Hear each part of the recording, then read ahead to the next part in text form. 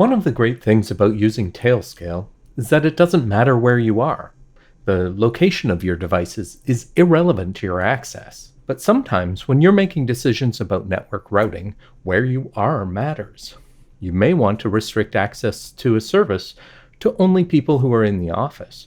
Or maybe you want the routing behavior to change based on if you're on a specific network. One of the most common requests around subnet routing has been that people want to be able to turn it off while they're in the office. The Feature Lab has come up with a new device posture that allows us to have conditional access based on a device's internet IP address. Using this, we can now have control over subnet routers based on the network you're connected to. My name is Jay. I'm a solutions engineer here at Tailscale. I recently did a video on using subnet routers backwards. Today I'm here about using subnet routers only sometimes. Tailscale posture checking allows us to set conditional access rules. And using this, we've been able to selectively determine if a device can connect to a resource based on things like operating system, country location, and data from third-party tools such as MDM and EDR postures. So I can write a rule that says Jay can log into this particular server on port 22 only if he's in Canada, only if he's coming from a Linux device, only if it's managed by our EDR tool, and only if he's using a version of Tailscale greater than 1.88, for instance. To demonstrate, I'm using a laptop connected to my home network. I also have a subnet router on this network that lets me talk to my printer, among other things, when I'm out of the house. This is the web interface for my printer. It tells me that I'm connected to it at 192.168.2.50 and that I'm low on toner. Both of those are useful pieces of information, though only one of them will be relevant in this video.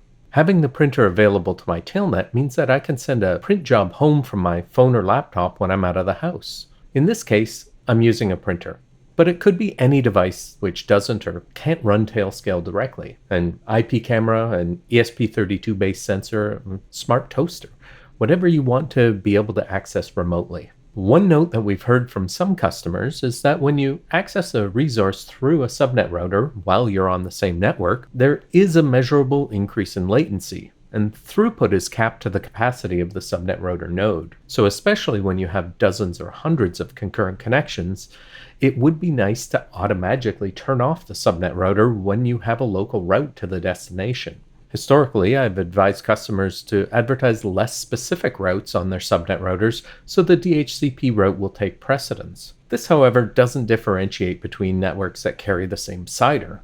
There are millions of networks running with 192.168.1.0/24, so setting your subnet router to that /23 means that you'll blindly yeet traffic which you think is destined to your home network to whatever machine happens to be listening on the network you're actually connected to. This will often not work, and in some edge cases could have security implications. What's more unique about your specific network is the egress IP, the public IP address, where your network meets the public internet.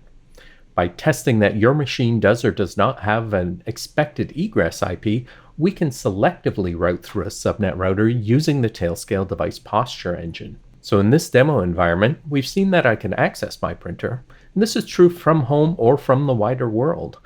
You can see here that even when I am at home, I'm reaching the printer through the subnet router. In order to set this policy, the first thing I'll do is figure out what my public IP is using curl ifconfig.me, and we can see I'm at 142.114.137.181. I can now load my policy editor and set a conditional policy that says I'm only allowed to route to my LAN addresses over Tailscale when my device is not reporting that as my public IP address. To confirm this approach, I can load the Machines tab of the admin console and look at the details of Watson, the laptop I'm using, and see the posture public IP address line is set to the same value that we saw with the curl test. And to set the policy, there are two parts. First, we define a device posture. I'll call it not at home, and define the condition that the public IP address attribute is not equal to the one that we saw above, as shown here. And we can scroll up and see where I've defined the permissions for this route. On the policy starting on line 11, you can see that any member of the tailnet, that is, a machine logged in as a human user, is permitted to route to anywhere in the 192.168.2.0/24 space on any port or protocol with the condition that posture not at home evaluates to true. As I'm currently at home, you can see that if I try to Tailscale ping the device, I get no matching peer.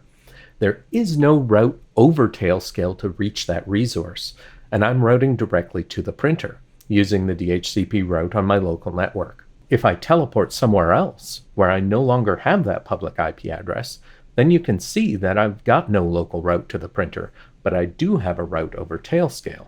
IP source postures are not a primary security control. Using subnet routers in general means that we are ceding some trust to the local network, since that last hop from the subnet router to the service or device that we're accessing is not encrypted or authenticated. We're relying on the IP address being what we expect it to be. Having Tailscale installed on both the calling and answering devices is always going to be the most secure approach to building out your network, but that's not always possible or practical in every scenario. I hope that by demonstrating IP source postures, I can help you use Tailscale in a way that makes the best sense in your environment. Until next time, I'm Jay from Tailscale. Have fun with your network.